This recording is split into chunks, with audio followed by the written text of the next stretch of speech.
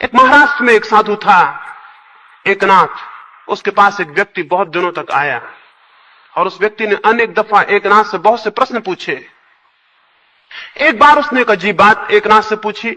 सुबह ही था और एकनाथ अपने मंदिर में बैठे हुए थे।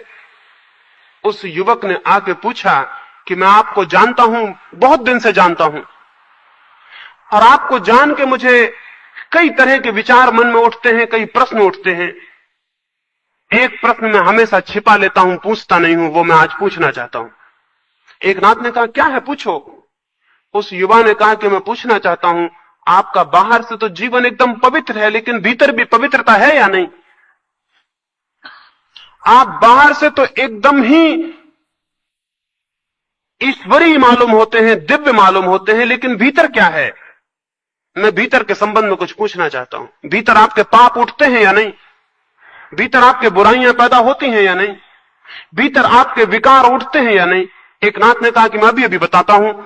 एक और जरूरी बात तो मैं बता दूं, कहीं मुझे भूल ना जाए। कल अचानक मैंने तुम्हारा हाथ देखा तो मुझे दिखाई पड़ा कि तुम्हारी मृत्यु करीब आ गई है, 7 दिन बाद तुम मर जाओ। तो ये मैं तुम्हें बता दूं और फिर तुम्हारे प्रश्न का उत्तर दूं कि कहीं मुझे भूल ना जाए, इसलिए मैं जल्दी बता दूं। एकनाथ ने कहा, अब पूछो कि तुम क्या पूछते हो। वो युवक बैठा था, खड़ा हो गया। उसने कहा कि मौका मिला तो मैं कल आऊंगा। उसके हाथ पर कपने लगे। एकनाथ ने पूछा, इतनी जल्दी क्या है? 7 दिन है, बहुत है, इतनी घबराहट क्या है? और मरना तो सभी को पड़ता है। लेकिन वो युवक अब एकनाथ की बातें नहीं सुन रहा था। उसने पीठ फेर ली और वो मंदिर के नीचे उतरने लगा। अभी जब आया था तो पैरों में एक बल था, एक शक्ति थी, एक सामर्थ्य था। अब जब लौट रहा था तो दीवार का सहारा लिए हुए था। जिसकी मौत 7 दिन बाद हो वो बूढ़ा हो ही गया। उसके पैर कपने लगे सीढ़ियों पर। वो रास्ते पे जाके गिर पड़ा, बेहोश हो गया। लोगों ने उसे उठाया और घर पहुंचाया। उसके परिजन, उसके मित्र इकट्ठे हो गए। सब तरफ खबर फैल गई कि वो आदमी मरने के करीब है, 7 दिन बाद उसकी मृत्यु आ जाएगी।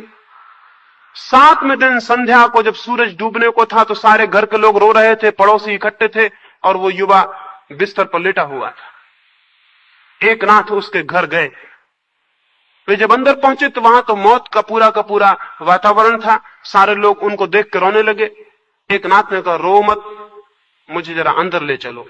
वो भीतर गए और उस व्यक्ति को उन्होंने हिला के पूछा कि मेरे मित्र, एक बात पूछने आया हूं, 7 दिन कोई पाप तुम्हारे भीतर उठा?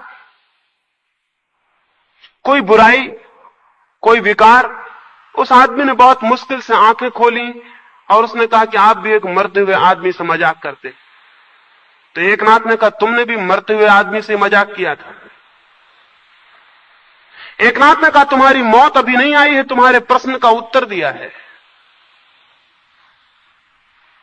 जिसे मौत दिखाई पड़ने लगे उसके भीतर पाप उठने अपने आप विलीन हो जाते, विकार शून्य हो जाते हैं। और जिसे मौत दिखाई पड़ने लगे उसके भीतर एक क्रांति हो जाती है, उसके संसार के प्रति पीठ हो जाती है और परमात्मा की तरफ उसका मुंह हो जाता है। एकनाथ ने कहा, तुम्हारी मौत अभी आई नहीं, तुम्हारे प्रश्न का उत्तर दिया है, तुम उठाओ, घबराओ मत। और एकनाथ ने कहा, 7 दिन बाद मौत हो या 7 वर्ष बाद या 70 वर्ष बाद, क्या फर्क पड़ता है? मौत का होना ही पर्याप्त है। दिनों की गिनती से कोई फर्क नहीं पड़ता है कि कोई फर्क पड़ता है। 7 दिन बाद मौत हो या 70 दिन बाद, क्या फर्क पड़ता है? मौत का होना ही अर्थपूर्ण है, दिनों की गिनती कोई अर्थ नहीं रखती।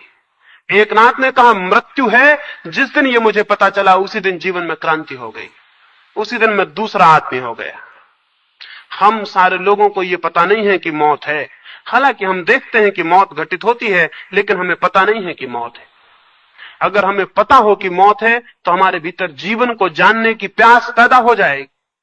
जो इस जीवन को ही जीवन समझ रहे हैं उनके भीतर जीवन को जानने की प्यास कैसे पैदा हो सकती है?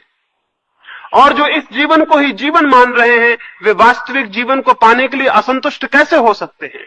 ये जीवन नहीं है, ये मृत्यु की ही लंबी क्रिया है। जब तक ये स्पष्ट बोध हमारे भीतर न बैठ जाए तब तक परमात्मा की दिशा में हमारे कदम उठ नहीं सकते, तब तक उन कदमों का उठना असंभव ही है।